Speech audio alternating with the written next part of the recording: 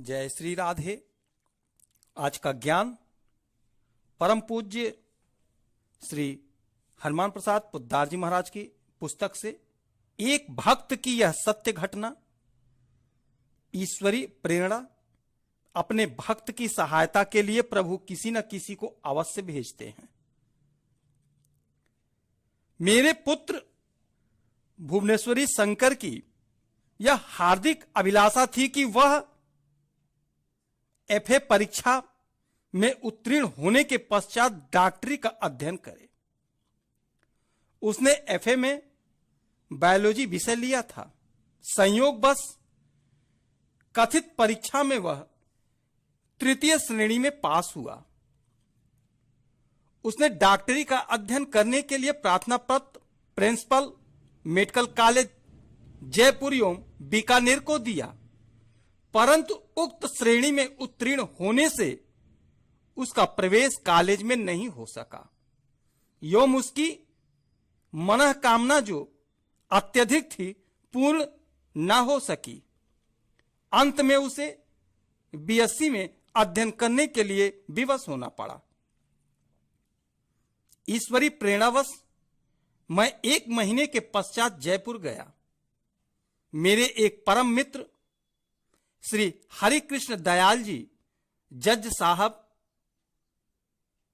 मेरे मकान पर मुझसे मिलने के लिए आए। उस समय मैं आमेर गया हुआ था। आमेर से लौटने पर मुझे मालूम हुआ कि जज साहब मुझसे मिलने आए थे। मैं उसी समय उनके घर पहुंचा। पहुंचने पर मालूम हुआ कि मेड़ता जाने के लिए स्टेशन गए हैं। उनके घर पर चाय पान करने का आग्रह किया गया। यो मैं अत्यधिक थका हुआ था, परंतु ईश्वरी प्रेरणावश वहां नहीं ठहरकर उसी क्षण स्टेशन पहुंचा। संयोगवश गाड़ी 15 मिनट लेट हो गई। जज साहब मुझसे मिले, परस्पर वार्तालाप हुआ। उन्होंने अपने पुत्र के बारे में चर्चा की कि मेरा पुत्र बीकानेर मेडिकल कॉलेज में अध्ययन कर रहा है। यह सुनकर मुझे अपने पुत्र का ध्यान आया। मैंने उनसे कहा कि भुवनेश्वरी शंकर का मेडिकल कॉलेज में प्रवेश न होने से उसको बीएससी में भर्ती होना पड़ा। 11 अगस्त 1955 को जज साहब के पुत्र ने मुझे टेलीग्राम द्वारा सूचित किया कि भुवनेश्वरी शंकर को शीघ्र बीकानेर भेज दीजिए। मेरा लड़का दूसरे दिन बीकानेर चला गया। 13 अगस्त 1955 को प्रातः का वह मेडिकल कॉलेज में प्रिंसिपल महादेव के पास उपस्थित हुआ और उन्होंने ही उसका दाखिला कर लिया। कुछ समय व्यतीत होने पर मालूम हुआ कि जज साहब ने मेरे स्टेशन पर मिलने के पश्चात अपने पुत्र को पत्र लिखा कि माथुर साहब के लड़के की मेडिकल कॉलेज में भर्ती नहीं हुई है। जज साहब के लड़के ने वहां की पूरी जानकारी प्राप्त की कि कॉलेज में एक विद्यार्थी की जगह खाली है। बाद में मुझको तार दिया।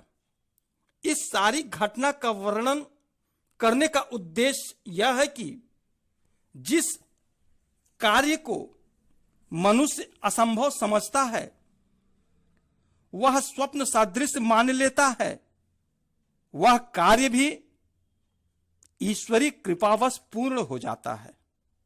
मेरे पुत्र की आशा